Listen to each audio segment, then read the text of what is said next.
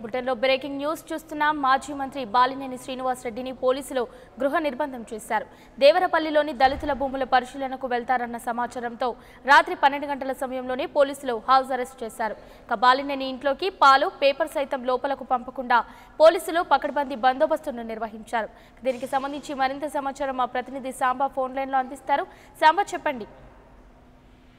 ప్రకాశం జిల్లాలో ప్రస్తుతం ఉద్రిక్త వాతావరణం చోటు చేసుకుందని చెప్పుకోవాలి. ఏదైతే ఈ దేవరపల్లికి సంబంధించినటువంటి కోడి భూములు ఉన్నాయో కోడి భూముల వ్యవహారంలో ప్రస్తుతం చూసుకున్నట్టయితే కొంత ఆందోళన నెలకొందని చెప్పుకోవాలి. ఏదైతే కోడి భూముల వ్యవహారానికి సంబంధించి దాన్ని పరిశీలించడానికి వెళ్తున్నటువంటి బాలినేని శ్రీనివాస్ రెడ్డి ఇప్పటికే పోలీసులు పూర్తిగా కూడా గృహ నిర్బంధం చేశారు. ఎప్పుడైతే అతను అక్కడికి వెళ్తా అని చెప్పేసి ప్రకటన చేశారో, ప్రకటన చేసిన మరుక్షణమే అతన్ని పూర్తిగా కూడా నిర్బంధించిన పరిస్థితి అయితే అక్కడ నెలకొందని చెప్పుకోవాలి. అయితే ముఖ్యంగా చూసుకున్నట్లయితే ఏదైతే ఈ కోడి భూముల వ్యవహారం ఉందో విశాఖపట్నం సహాలో ఇక్కడ కూడా భారీ కుంభకోణం జరుగుతుందని చెప్పేసి కూడా బాలినేని శ్రీనివాస్ రెడ్డి ఆరోపిస్తున్న పరిస్థితి కనబడతా ఉంది. ఆ కోడి భూములు కొంతమంది వ్యక్తులు ఆక్రమించుకుంటున్నారని చెప్పేసి కూడా బాలినేని శ్రీనివాస్ రెడ్డి దాంతో పూర్తిగా కూడా ఆందోళన చేసిన పరిస్థితి కనబడతా ఉంది. అయితే అది అటువంటి దళితులు ఎవరైతే ఉన్నారో ఆ దళితులకి హక్కులు ఇవ్వాలి, దళితులు ఆ భూములు ఇచ్చేసి వాళ్ళని ఆదుకోవాలి. అంతేగాని కొంతమంది అగ్రవర్తులు ఈ భూముల్ని ఆక్యుపై చేసుకునే పరిస్థితి కనపడతా ఉంది. ఆ నేపథ్యంలోనే ఖచ్చితంగా కూడా దీన్ని తీవ్రస్థాయిలో ఆందోళన చేస్తామని చెప్పేసి కూడా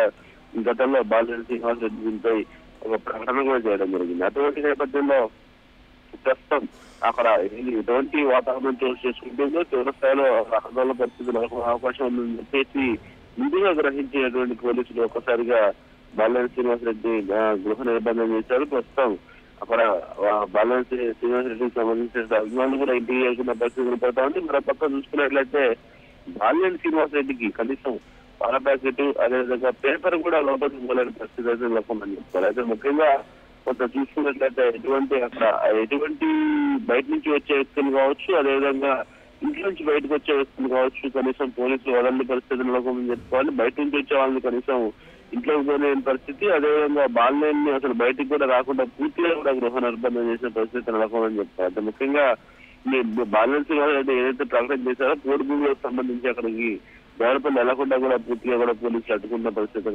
కనబడతా ఉందని చెప్పుకోవాలి. పూర్తిగా కూడా బాలినేని శ్రీనివాస్ రెడ్డి ఇల్లు పోలీసుల వలయంగా మారిందని చెప్పుకోవచ్చు. Right, thank you Samba.